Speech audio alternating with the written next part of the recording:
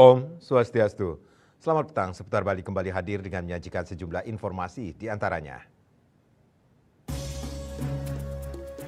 PLTS atap sebagai sumber energi baru terbarukan.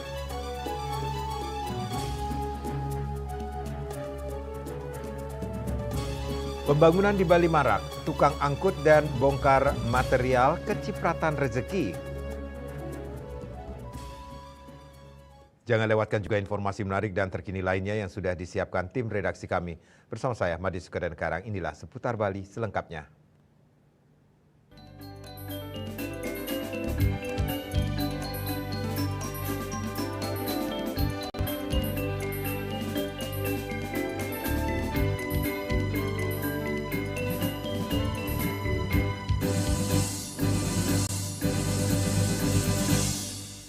Pemirsa, pembangkit listrik tenaga surya PLTS yang diinisiasi oleh Gubernur Bali Wayan Koster sebagai bagian dari visi Bali Mandiri Energi berbasis energi bersih.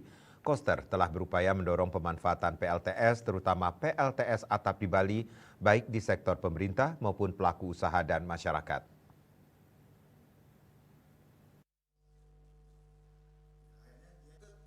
Gubernur Bali Wayan Koster meminta semua kantor pemerintah baik provinsi, kabupaten, dan kota di Bali, hotel, villa, mal, sekolah-sekolah, serta perguruan tinggi, bank, hingga instansi pemerintah pusat yang ada di Bali menggunakan PLTS atap. Hal ini dimaksudkan untuk mewujudkan Pulau Bali bisa mandiri energi dengan penggunaan energi bersih terbarukan. Mengapa saya menghadirkan Sekda? Supaya kantor pemerintahan, provinsi, kabupaten, kota se-Bali Bruk sekalian pasang PLTS atap. Saya nih, semua kantor pemerintahannya pusat juga, ya OJK, BPKP, instansi pusat semua, dia juga menggunakan PLTS atap. Itu. Terus mall ada yang mewakili mall, ada. Yang mulai mewakili mana-mana yang mewakili mall mana? Mall. Oh, ada berapa? 1, 2, 3, 4, 5. Kok nggak banyak? Mallnya kan ada berapa di Bali? Ya, nanti yang penting harus sampai ya. Udah itu yang banyak juga adalah hotel. Mana JM Hotel? Coba katakan. JM Hotel. JM Hotel. Wah, ini Gibi. Ini harus sampai ke semua JM Hotel di Bali, termasuk Pila. Mana Pila? Yang mewakili Pila? Ada? Oh, cuma satu. Mana lagi? Itu ada. Semua Pila di Bali juga harus menggunakan PLTS atap. Terus sekolah-sekolah. Maka kepala desa, Kadis PMD, Kadis PMA, Kadis Pendidikan, sekolah-sekolah harus pakai PLTS atap juga. Rektor ada nggak Yuna? Rektornya nggak? Kau ketinggalan nih, misalnya rektornya undang karena kampus itu besar-besar ya. Kamu kurang paripurna mikirnya nih. Jadi rektor tuh kampusnya gede-gede, jadi itu mesti menggunakan PLTS atap. Nah, semua pasar juga, bank nih. Bank BBD juga, bank-bank yang lain, Bu OJK nanti kasih tahu ya, supaya semua bank pakai dia. Nah, itu. Jadi semua harus menggunakan PLTS atap. Pada saat audiensi waktu itu Pak Dirut menyampaikan yang diskenarkan adalah 500 MW secara bertahap. Saya tantang kalau bisa tahun ini mulai 100 MW gitu. Apa yang harus saya lakukan untuk melakukan percepatan ini? Saya akan support. 2026 berapa? 2027, 2028 sampai 2029. Kalau bisa 2029 500 MW itu siapkan. Bapak tinggal nyiapin sarana-prasarana yang tukang dornya saya akan melakukan percepatannya. Plus fasilitas umum yang lain, rumah sakit segala macam, atau di jalan raya, atau di kawasan-kawasan tertentu. Jadi semua supaya menggunakan PLTS atap. Itu. Kalau ini bisa, harus bisa, gitu. Karena sudah nggak ada hambatan lain sekarang saja. Maka kebijakan Bali Mandiri Energi itu akan ditopang oleh satu pembangkit 900 MW, bahkan 1.100 MW tambahannya, plus PLTS atau yang tidak menggunakan pembangkit secara terpusat, tapi berbasis matahari. Saputra Bali TV. Pemirsa, aksi perundungan atau bullying dinilai dapat mempengaruhi tumbuh kembang siswa baik secara psikologis maupun akademis. Dalam upaya menciptakan lingkungan belajar yang aman dan nyaman, guru diharapkan mampu menjadi garda terdepan dalam pencegahan bullying di lingkungan sekolah. Jumlah sekolah telah menerapkan strategi masing-masing untuk mencegah terjadinya bullying di lingkungan sekolah, terutama di antara siswa. Tidak hanya berperan sebagai pengajar dan pendidik, guru diharapkan mampu menjadi pelindung siswa agar menciptakan suasana sekolah yang aman dan kondusif. Kepala sekolah bekerja sama dengan guru bimbingan dan konseling BK melakukan pendekatan dengan siswa melalui penguatan karakter secara emosional dan pengawasan terhadap dinamika sosial yang terjadi di kelas sehingga dapat mendeteksi adanya potensi bullying sedini mungkin dengan mengenali tanda-tanda bullying dan cara menanganinya secara bijak. Untuk kasus pembulian memang kita tidak bisa pungkiri, memang masih ada di beberapa sekolah dan mungkin setiap sekolah ada. Hanya saja kadarnya atau persentasenya mungkin ada yang lebih besar atau hanya berupa kenakalan remaja. Nah, dalam hal ini kenakalan atau bully ini itu sebenarnya terjadi karena mereka tidak mengetahui bahwa itu adalah suatu pembulian. Nah, itu yang terjadi berdasarkan di sekolah kami, itu kami sudah survei tahun lalu lewat proyek bahwa kasus pembulian itu ternyata sudah terbiasa bagi mereka dan itu tidak dianggap bully. Sedangkan beberapa siswa yang merasa itu suatu penghinaan atau pembulian, maka dia akan menganggap itu suatu pembulian yang harus disampaikan kepada guru di sekolah ataupun orang tua. Nah, kami di sekolah memberikan itu dulu pengetahuan mana yang boleh, mana yang tidak, mana yang termasuk bully, terutama bully yang sering adalah bully verbal, ya, itu adalah supaya mereka mengetahui bahwa ternyata itu adalah pembulian. Nah, kami juga di sekolah menyampaikan ya kepada guru semua, terutama guru BK ini yang sangat berperan untuk mendeteksi adanya gejala-gejala yang mengarah ke pembulian. Nah, bekerja sama dengan wali kelas terutama atau guru-guru yang lain. Nah, kami lewat tadi pemahaman kepada siswa terlebih dahulu tentang bully. Jadi mereka kalau merasa itu pembulian dan merasa tersinggung, maka mereka dengan sadar akan mencari atau melapor kepada guru-gurunya, terutama guru BK. Jadi ada kisahnya, ada cerita kepada guru BK itu, jadi mereka lebih berani untuk berbicara. Kolaborasi antara guru dan orang tua turut berperan dalam pencegahan aksi bullying di sekolah. Edukasi secara rutin dilakukan untuk meningkatkan kesadaran siswa terhadap aksi bullying, mengenai dampak negatif yang ditimbulkan sehingga diharapkan bullying di sekolah dapat ditekan secara signifikan. Bunga Widrayani, Bali TV. Kecamatan Abian Semal, Kabupaten Badung sudah terlebih dahulu menerapkan program Satu Keluarga Satu Sarjana sebelum program dari pemerintah Provinsi Bali berjalan. Sumber dana yang digunakan adalah APBDes. Hal tersebut diungkapkan oleh Camat Abian Semal, Ida Bagus Putu Mas Arimbawo. Camat Abian Semal Ida Bagus Putu Mas Arimbawo menyatakan berbagai potensi desa di Abian Semal telah dikembangkan agar mampu mensejahterakan masyarakat. Salah satu program yang sudah dijalankan yakni Satu Keluarga Satu Sarjana yang dananya bersumber dari APBDes. Hal ini sejalan dengan program Gubernur Bali Wayan Koster. Salah satu desa yang sudah menerapkan yakni Bongkasa Pertiwi, desa lainnya juga sedang dirancang untuk diterapkan program ini. Biar linear dengan programnya Bapak Gubernur, nah tentunya kami juga di desa merumuskan hal demikian, termasuk satu rumah satu sarjana. Sejatinya untuk Abian Semal, hampir semua desa sudah menerapkan kebijakan ini yang bersumber dari dana APBDes. Kan data karena ini program baru, desa juga baru mulai dengan kemampuan APBDes-nya, masing-masing desa kan berbeda. Tetapi paling tidak satu sarjana satu rumah itu sudah dirancang di APBDes. Sejak kapan itu? Beragam. Ada yang baru tahun induk anggaran ini, ada yang memang sudah jalan. Yang sudah jalan di desa Bongkasa Pertiwi. Kalau yang merancang, beberapa desa yang lainnya baru merancang. Karena tentunya ini kan harus berdasar PBUP juga, biar tidak salah sasaran. Jadi harapan kita satu rumah satu jalan itu sebagian sudah teraplikasi di Abian Semal.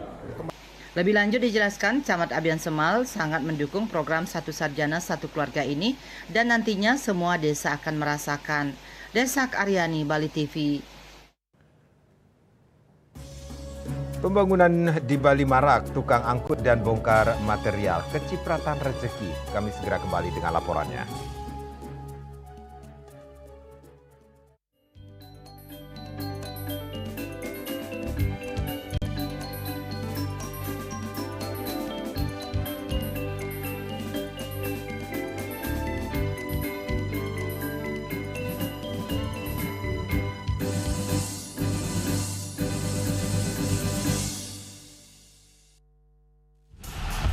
Saya Safira, kapten kesebelasan sepak bola wanita Indonesia. Menangkan 5 tiket nonton langsung Indonesia di Pentas Dunia 2026 Amerika atau total hadiah senilai Rp250 juta. Beli 5 bungkus kopi luwak limited edition, kemudian foto kemasan beserta struk pembelian asli. Upload ke sosial media, tag @kopiluwak_official. Dukung Indonesia mengukir sejarah baru. Kopi Luwak, kopi nikmat, nyaman diminum. Emco, cat kayu dan besi. This indicates that Bali has recovered after the COVID-19 pandemic and has become the main destination for world tourists. However, Balinese menu choices are also getting richer, such as Sam-Sam Guling, Kuah Balung, and Hawar Babi. Although many restaurants serve similar menus made from pork, style, they leave behind telltale characteristics of fragments of DNA circulating in the blood, called cell-free DNA.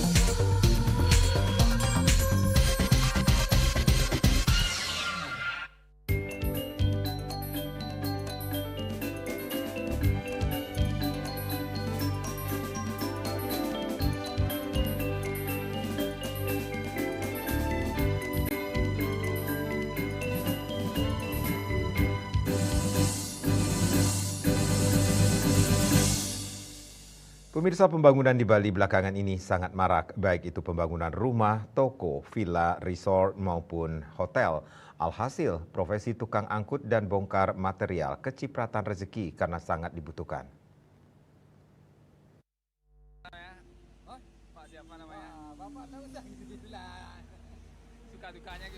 Salah seorang tukang angkut dan bongkar material di kawasan Jalan Bypass Ida Bagus Mantre, Pak Agus asal Lombok mengatakan, dalam sehari pasti dapat kerja bongkar angkut barang baik itu pasir, batu, kayu, atau bongkar puing-puing bangunan. Biasanya setiap muatan truk dibayar Rp300.000 hingga Rp350.000. Selanjutnya dibagi bersama 3 orang temannya. Pak Agus mengatakan kerja bongkar serabutan yang dilakoninya di Bali bisa memenuhi kebutuhan makan minum, biaya kos, hingga memenuhi biaya keluarga di Lombok. Dijelaskan, dalam sehari, dia dan rekan biasa bongkar angkut material sampai 4 hingga 5 kali karena maraknya pembangunan di Bali, terutama Denpasar dan Badung. Per hari? Per hari ya. Kalau per hari itu kayak tidak tentu, kalau banyak itu kadang 230, 50, kadang 300. Kalau 200 pun sering lah dapat. Yang 50 pun pernah. Tergantung gitu. Paling jauh di mana bongkar muat, Pak? Kalau saya itu sampai di Canggu. Tabanan sudah. Biasanya apa aja yang dibongkar? Kayu. Kayu. Nah, dan kayu kadang itu apa namanya itu puing-puing. Tiap hari dapat ya Pak Agus? Ya alhamdulillah. Saya sudah 1 bulan di sini. Ya belum pernah lah cuti. Selain batu koral atau pasir yang sering diangkut atau bongkar, dirinya menerima bongkar muat puing-puing bangunan dan kayu, bahkan sampai ke daerah Canggu dan Tabanan. Agus Sudiatmika, Bali TV. Kejaksaan Agung Republik Indonesia menyatakan siap mengawal program Koperasi Merah Putih yang dilaksanakan oleh Kementerian Koperasi. Kesiapan tersebut ditunjukkan dengan penandatanganan MOU antara Jaksa Agung Burhanuddin dan Menteri Koperasi Budi Aristiadi di Gedung Utama Kejaksaan Agung Jakarta. Menteri Koperasi Budi Aristiadi mengatakan bahwa pihaknya meminta pengawalan dari Kejagung lantaran program pembentukan 80.000 koperasi merah putih di seluruh Indonesia.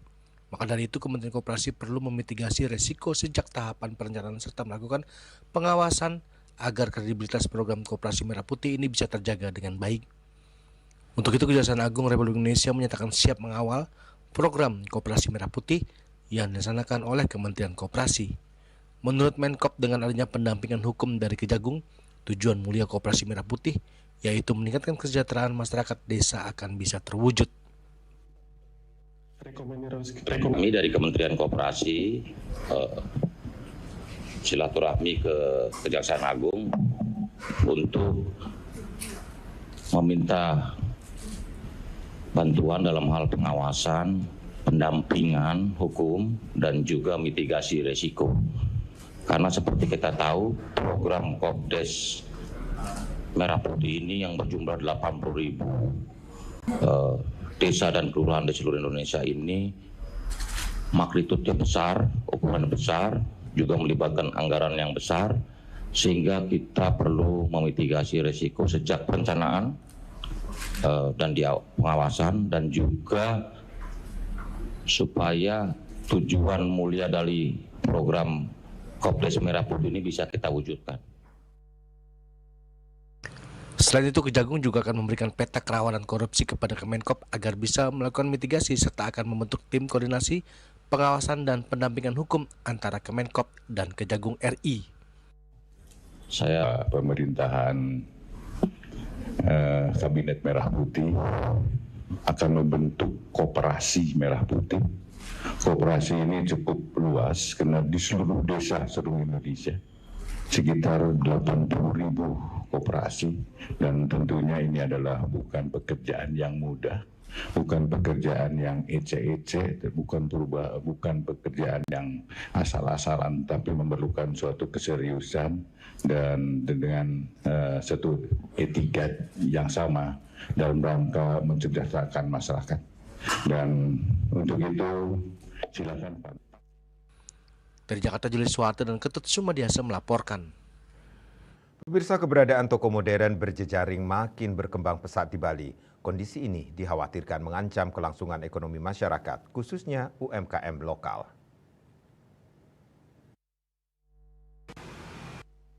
Menurut pengamat ekonomi Profesor Dr. Ida Bagus Rakeswardana, keberadaan toko-toko modern berjejaring saat ini semakin masif hingga ke pelosok desa. Fenomena ini mulai terjadi setelah pandemi COVID-19 dan terbitnya Undang-Undang Cipta Kerja, terlebih dengan mudahnya mengurus perizinan menggunakan sistem perizinan berusaha terintegrasi secara elektronik atau OSS. Tak hanya perkembangan toko modern berjejaring berskala besar yang semakin masif, saat ini juga bermunculan warung berjejaring yang pertumbuhannya sangat pesat. Jika fenomena ini tidak segera disikapi dengan penerbitan regulasi yang tegas, dikhawatirkan akan mematikan keberadaan usaha UMKM lokal. Meskipun pangsanya berbeda, tapi kalau itu masif dan itu bisa membunuh dalam tanda petik warung-warung lokal, itu sangat berbahaya bagi masyarakat lokal.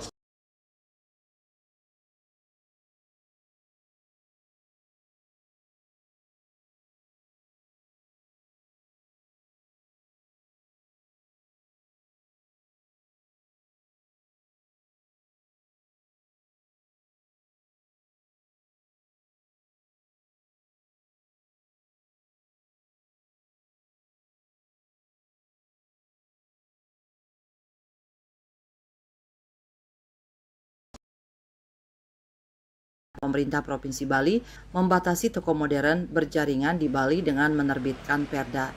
Hal ini penting untuk menyelamatkan keberadaan UMKM lokal. Untuk regulasi, saya menyarankan agar ada zonasi ataupun letak-letak yang bisa kira-kira boleh atau tidaknya berjaring, yang misalkan modern, yang misalkan warung biasa modern. Tentu juga jangan sampai mengancam UMKM lokal. Kita harus atur jaraknya, kita harus atur juga kepemilikannya, jangan sampai juga modal besar sehingga mengakibatkan para pelaku UMKM yang ada di tempat itu menjadi mati. Pihaknya juga mengharapkan pedagang retail lokal bisa bersaing menghadapi serbuan retail berjejaring dengan meningkatkan kualitas pelayanan, kebersihan, dan pengaturan tata letak barang sehingga lebih menarik minat konsumen untuk berbelanja. Eka Yana, Bali TV. Kami akan segera kembali dengan informasi. Nama ex-ketua KPK Firly Bahuri disebut dalam sidang Hasto diduga bocorkan OTT.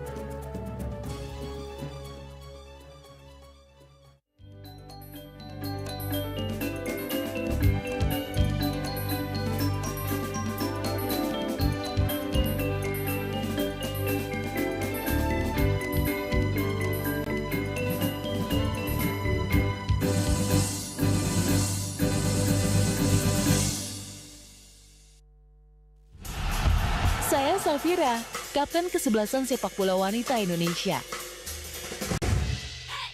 Menangkan 5 tiket nonton langsung Indonesia di Pentas Dunia 2026 Amerika atau total hadiah senilai 250 juta rupiah. Beli 5 bungkus kopi luwak limited edition, kemudian foto kemasan beserta struk pembelian asli. Upload ke sosial media, tag @kopiluwak_official. Dukung Indonesia mengukir sejarah baru. Kopi Luwak, kopi nikmat, nyaman diminum. Amco, cat kayu dan besi. Puniki kemargiang disampun angkat ke alit nek kulit. Metapah kalah bos, mepandes utawi misangi. Kamel antar ketua Banjar Jakarta Selatan hari di Jakarta Selatan para pinangite miwah tokoh-tokoh umat Hindu emansipasi miwah penyarengan kerama istri saha anggen TPS Cangin Purikau wenten taler 6 TPS sane kaayahin oleh kerama istri ingdian ring TPS 6.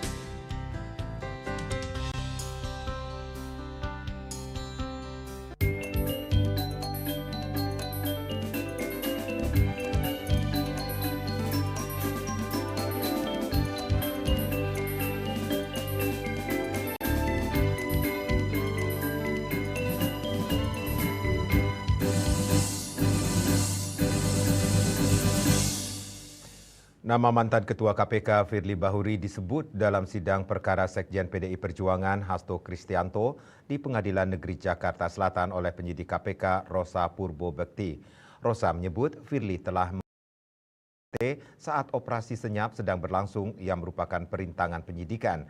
Akibatnya KPK tidak bisa menangkap Hasto dan Harun Masiku.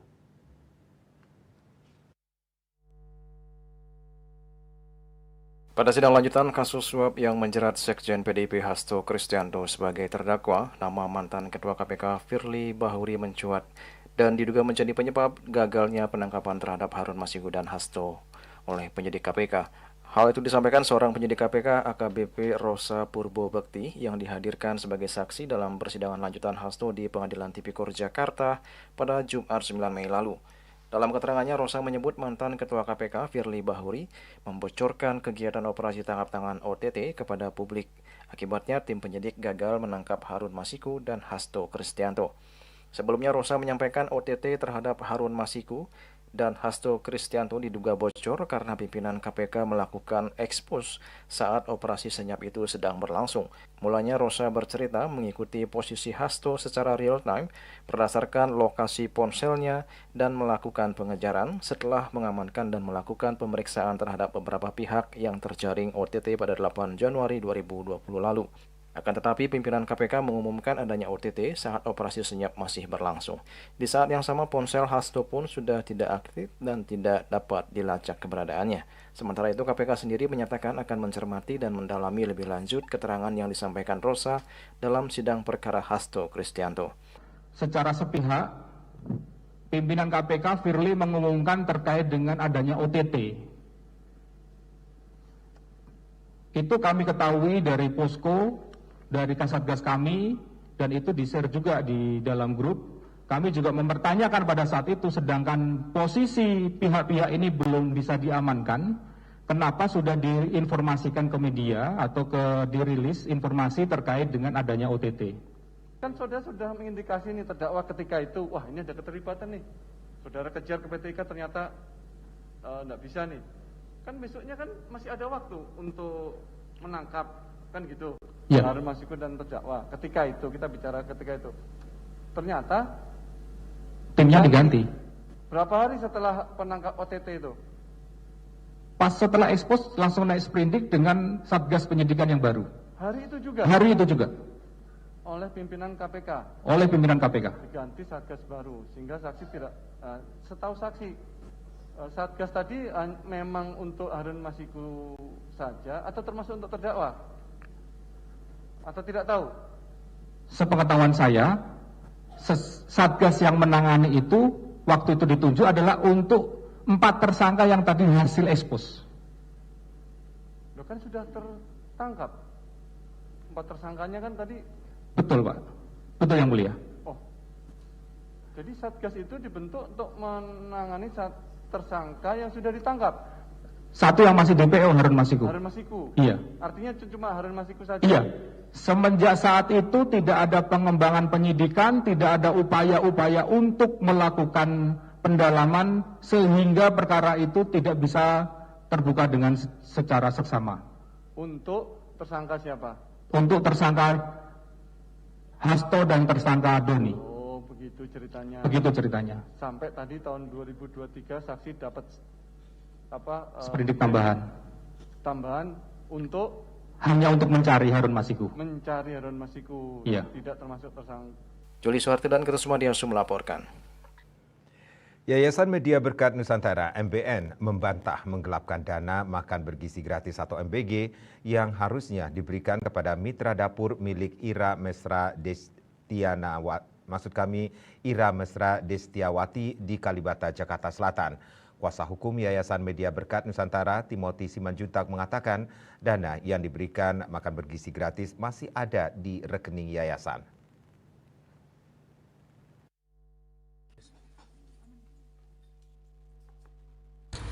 Dalam konferensi persnya di Jakarta, Yayasan Media Berkat Nusantara membantah menggelapkan dana makan bergizi gratis atau MBG yang harusnya diberikan ke mitra dapur milik Ira Mesra Destiawati di Kalibata, Jakarta Selatan. Kuasa hukum Yayasan Media Berkat Nusantara, Timothy Simanjuntak, mengatakan dana yang diberikan badan bergizi gratis masih ada di rekening yayasan. Ia mengatakan yang terjadi adalah perbedaan perhitungan antara Yayasan Media Berkat Nusantara dengan mitra dapur. Menurut Timothy, sebelum membayarkan dana makan bergizi gratis, pihak mitra dapur seharusnya memberikan bukti-bukti yang valid sebagai syarat klaim pembayaran. Ia kembali menegaskan, Yayasan Media Berkat Nusantara memegang prinsip itikat baik, yaitu menjaga keuangan negara. Timothy mengungkapkan pihaknya juga sudah menjadwalkan pertemuan dengan pihak dapur guna untuk mencari solusi dari masalah tersebut. Minggu belakang terjadi beberapa isu ataupun asumsi-asumsi dari beberapa pihak, yaitu dari pihak Ibu Ira, gitu ya, karena sudah tersampaikan di publik, ya, saya sampaikan juga namanya, dan beberapa kuasa hukum di situ. Di sini kita ada hal pencarian solusi terhadap perbedaan perhitungan, perbedaan pendapat, itu ya pertama, dan juga mempertimbangkan arahan daripada Kepala Badan Gizi Nasional, mempertimbangkan juga tidak membuat gaduh, gitu ya. Maka poin-poinnya adalah bahwa pembayaran dari instansi itu sudah ada di dalam rekening dan tidak berubah. Mungkin saya tidak bisa kasih lihat karena kan ini kan termasuk perlindungan data pribadi. Jadi sudah ada di sini, saldonya tidak keluar. Di sini ya, mungkin saya bisa lihat di sini ada BNI ya, bukannya ya. Sudah ada dan tidak sesuai dengan tuduhan penyelewengan dana. Itu jauh panggang dari api, sangat jauh, gitu ya. Bahwa pembayaran sudah diterima, sudah di-keep, tidak dilakukan penyelewengan, gitu ya, oleh Yayasan Media Berkat Nusantara. Akan tetapi ada perbedaan pendapat terkait perhitungan. Oke, itu yang pertama. Yang kedua, dari Jakarta, Julius Wate dan Ketut Sumadiasa melaporkan. Peringati HUT ke-68 Kodam 9 Udayana, Pangdam Maijen Pik Budiakto, Anjang Sana Kepuri Pahlawan I Gusti Ngurah Rai. Kami segera kembali dengan informasinya.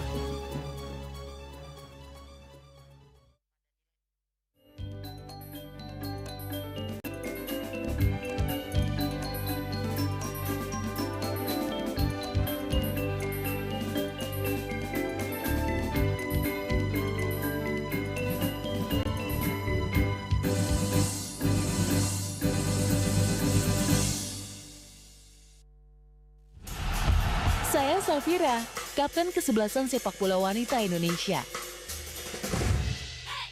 Menangkan 5 tiket nonton langsung Indonesia di Pentas Dunia 2026 Amerika atau total hadiah senilai 250 juta rupiah. Beli 5 bungkus kopi luwak limited edition, kemudian foto kemasan beserta struk pembelian asli. Upload ke sosial media, tag @kopiluwak_official.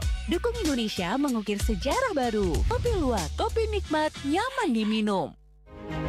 Cat Color dengan daya sebar yang luas, cepat kering, dilengkapi 39 pilihan warna. Kualitas dijamin terbaik. Cat Color harga ekonomis.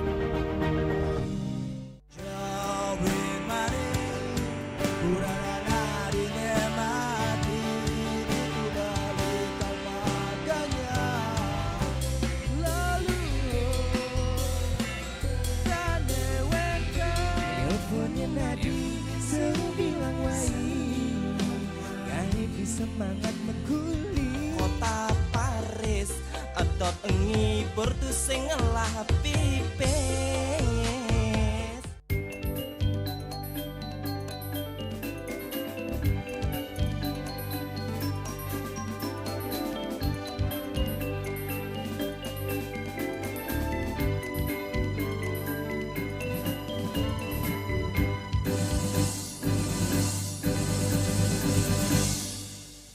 Pangdam 9 Udayana, Maijen TNI Pik Budiakto melaksanakan Anjaksana Kepuri Ngurah Rai yang terletak di Desa Carangsari, Kecamatan Petang, Kabupaten Badung, Bali pada Kamis 15 Mei 2025.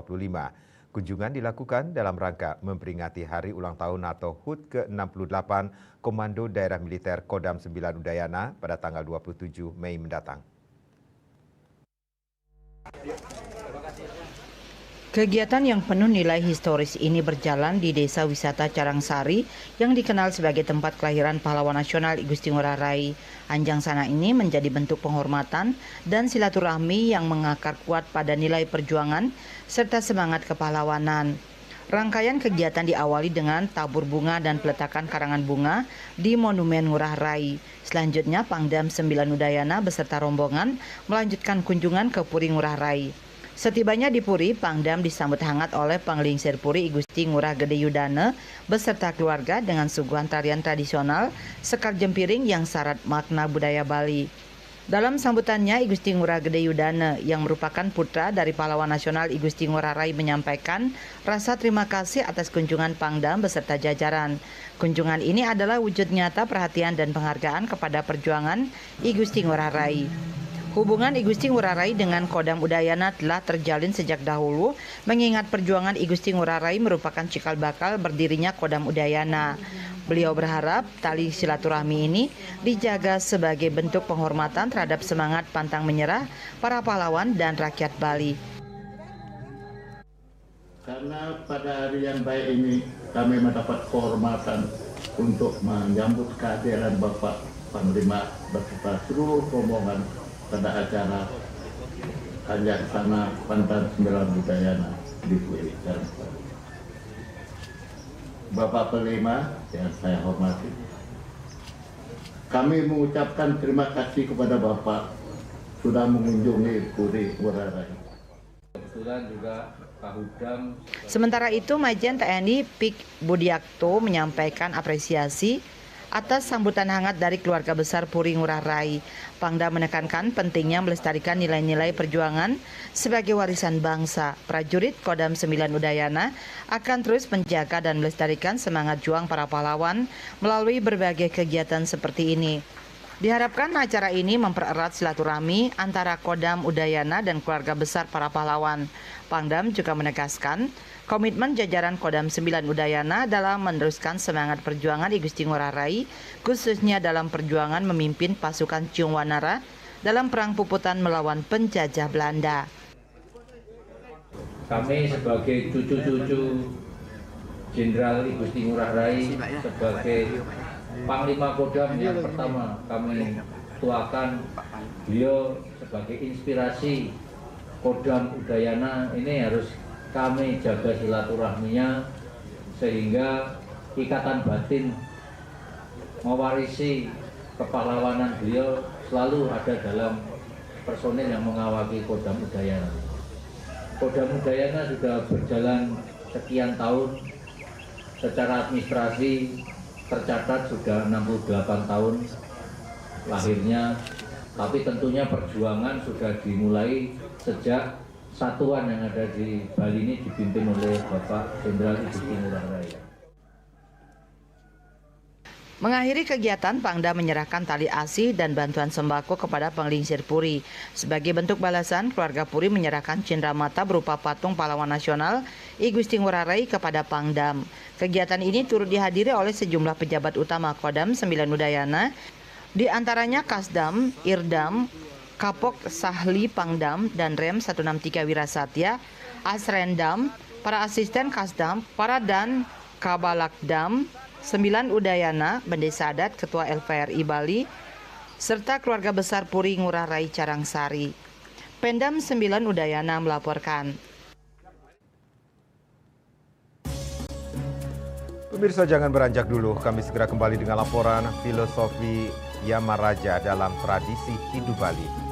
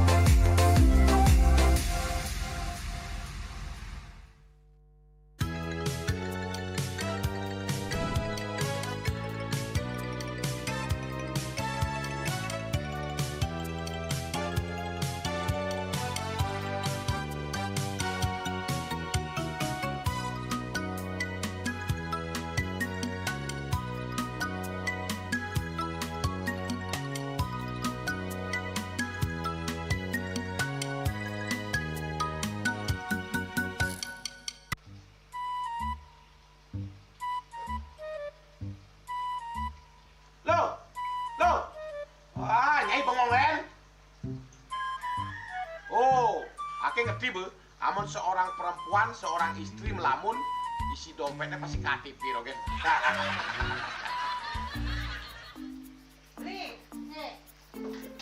Awake hanya belajar lebih tenang menikmati hidup dengan proses tanpa harus protes.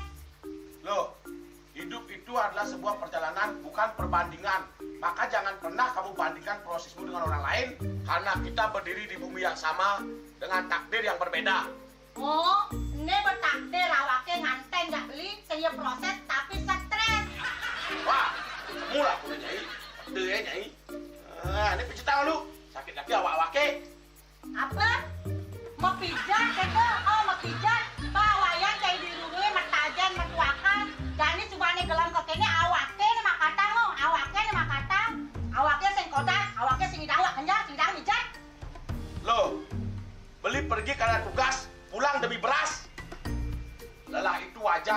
Tapi menyerah bukanlah jalan keluar.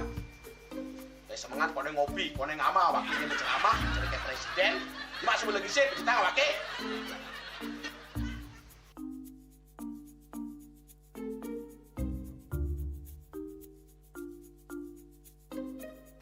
Kene be, kene ini awaknya makatang, awaknya bermedati ngencanang dongkang ini. Oh, kadang timpalnya jadi makatang, ngajak ke saya dirundungi lumayan. Ini, ayo kemana jangan bicaranya nih lo. Ini siap bicekan awaknya jangan beli, langise ane jangan. Wah, si lagi sini ada ngorek tempe semangat aja kangon. Melang saya beli ngomong, ini madan minyak gana pati. Aduh, sudah lo, beseger beli lo. Pemelaan nih. Pemelaan, jangan nggak dikasat lagi sini. Apa dikasat lagi sini lo? Coba tinggalin. Nih di HP ini nggak ada beli. Nak liu kasihatnya nih beli bati nak nganggon minyak gana pati ada nih beli meringankan apa ada nih kaki terkilir, keseleur, mate, pegelinu, pila, kesemutan, bangcang sakit pokoknya menggenap kasihatnya nih. Nih, mana gigi? Ini kan saya nak anaknya, awaknya saya ketakonan. Jadi awaknya bersehat. Ini awaknya kita nyai di kamar ini. Aku asingnya. Asingnya nyai, awaknya berseger kakak lain nyai. Beli. Baik.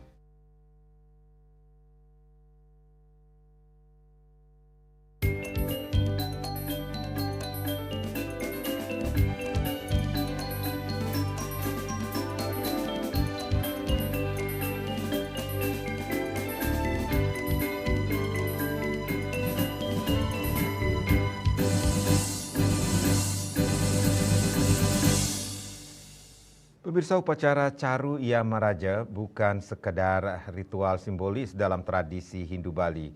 Di balik setiap komponen dan mantra yang digunakan, tersimpan makna filosofis mendalam mengenai hubungan manusia dengan alam semesta, sesama, dan Sang Pencipta. Banyak arti dalam konteks spiritual dan linguistik Bali. Char dapat berarti kulit atau juga bergerak. Bila dikaitkan dengan charma, maka itu menunjukkan pada kulit, sedangkan cara bermakna aktivitas. Dari sinilah makna acara berasal sebagai suatu tindakan atau kegiatan.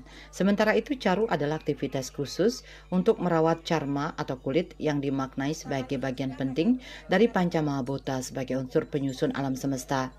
Dalam tataran Buana Alit atau mikrokosmos, kulit adalah tubuh manusia, sedangkan di Buana Agung atau makrokosmos, kulit adalah tanah atau perwujudan dari unsur pertiwi.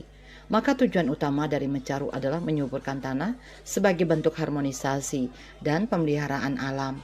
Proses ini diwujudkan dalam penguburan berbagai komponen caru, seperti kubang-kubang dan persembahan organik yang akan membusuk. Sekian waktu berlalu, tanah tempat persembahan itu ditanam akan menjadi subur. Ini bukan sekedar praktek religius, tetapi juga bentuk pelestarian lingkungan yang syarat makna ekologis. Lebih dalam lagi, upacara ini juga mengarah pada penyelarasan dengan Yamaraja. Dalam konteks dialektika spiritual, Yama yang ditulis dengan diakritik dibaca Yama, yang berarti saudara dalam bahasa Bali. Maka Yamaraja dapat diartikan sebagai kekuatan persaudaraan yang luhur atau idealisme hidup berdampingan yang selaras, seperti yang diajarkan dalam konsep Trita Karana. Ya, dari Nanda Buddha, ya itu Yamaraja, nama Siwa ya. Di sini ada kombinasi, ada penyatuan ya dan ya. Dan di tengah-tengahnya ini adalah siklus.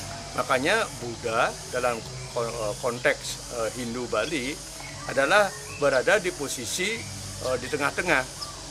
Caru Yamaraja ini biasanya dipakai kambing cemeng atau kambing hitam, yaitu sebagai si hitam itu sendiri sebagai filosofi kehidupan, dan penyamlehnya itu biasanya dipakai kucit butuan.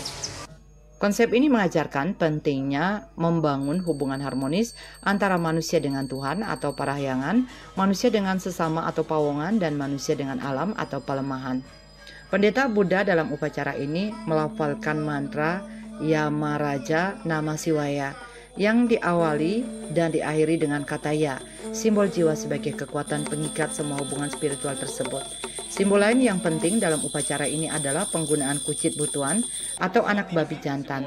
Kucit melambangkan pertiwi, sedangkan butuh atau purus berkaitan dengan lingga, simbol maskulin. Pengorbanan Kucit ini menggambarkan penyatuan Lingga dan Yoni yang diyakini sebagai sumber kesuburan. Yamaraja itu sendiri adalah simbol alat penetralisir dan penyatuan melibatkan kubang-kubang, kambing cemeng, dan kucit butuan. Semua ini mengajarkan kita untuk memahami siklus kehidupan sebagai satu kesatuan. Penjelasan filosofis ini memberikan wawasan mendalam tentang harmoni dalam tradisi Bali, mengingatkan masyarakat akan pentingnya menjaga keseimbangan antara aspek spiritual, alam, dan kehidupan sehari-hari. Dengan demikian, Caru Yamaraja bukan hanya ritual, melainkan wujud nyata dari filosofi hidup masyarakat Bali yang menempatkan keharmonisan dan kesuburan sebagai inti kehidupan. Hendra, Bali TV. Pantai Watu Klotok, Desa Tojan, Klungkung, Bali menjadi salah satu sumber mata pencaharian bagi para pencari batu kerikil atau yang lazim dikenal dengan batu sikap. Setiap harinya, belasan pencari batu sikat akan mengais kerikil di bibir pantai di tengah derasnya hantaman ombak dan teriknya matahari. Nah, seperti apa berikut liputannya untuk Anda.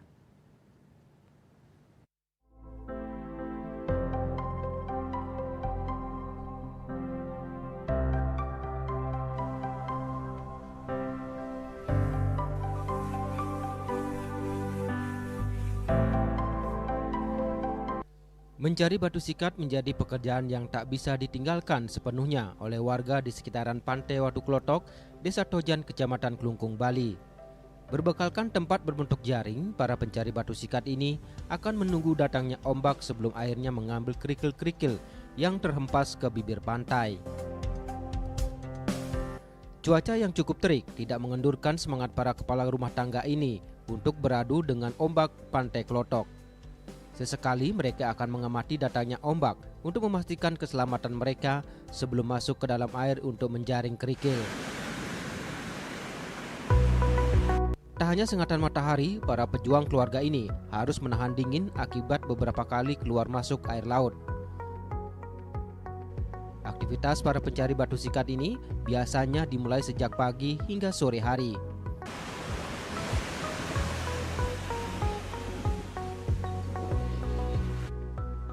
Kerikil atau batu sikat yang diambil dari bibir pantai akan diangkat, dikeringkan terlebih dahulu di atas pasir, dan keesokan harinya baru akan dipilah atau disortir menurut ukuran.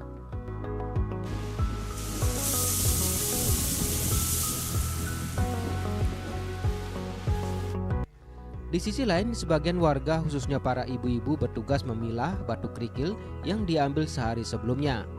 Mereka memilah kerikil-kerikil ini menurut size atau ukuran dan kualitas. Untuk memisahkan ukuran batu size 0 dan 1, mereka biasanya menggunakan alat manual sejenis saringan.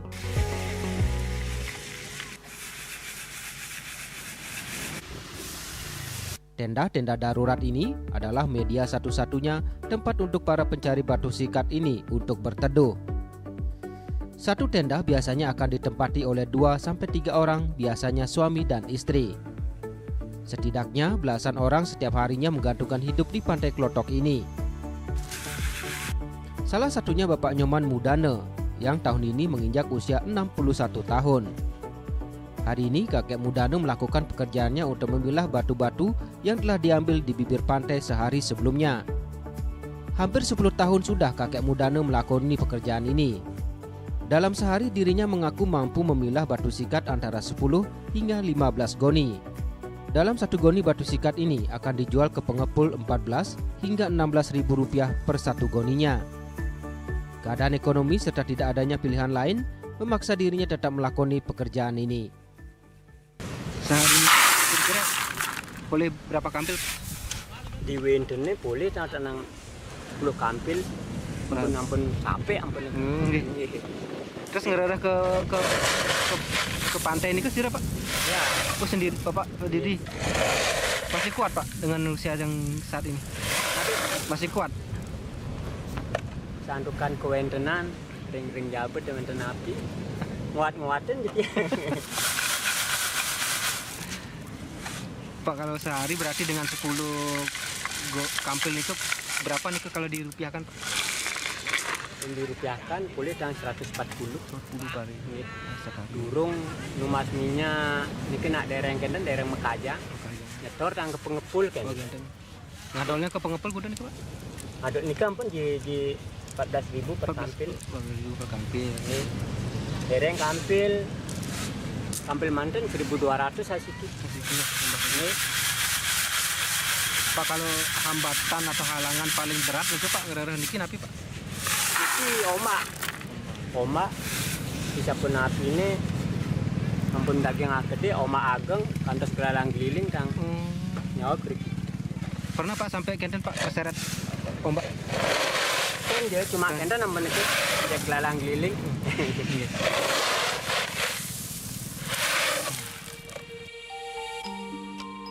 Meski kadang berhadapan dengan segala risiko, belasan warga ini terpaksa menggeluti pekerjaan tersebut untuk bisa menyambung hidup. Ini adalah contoh nyata kerja keras para pejuang keluarga. Sengatan matahari, dinginnya air laut, serta beratnya beban di pundak seolah-olah tidak terasa demi untuk dapat memenuhi kebutuhan keluarga.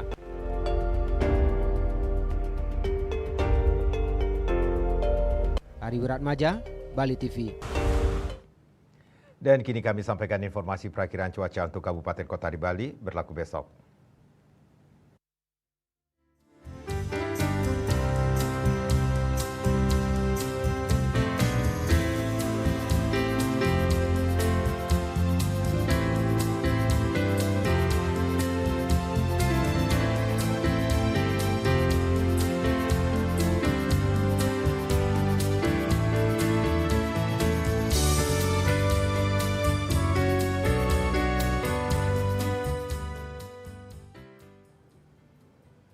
Seputar Bali Malam bersama Minyak Kapun Gandapati Usada Bali, keluarga sehat. Update terus informasi Anda dengan subscribe dan like YouTube channel Bali TV @newsbali.tv.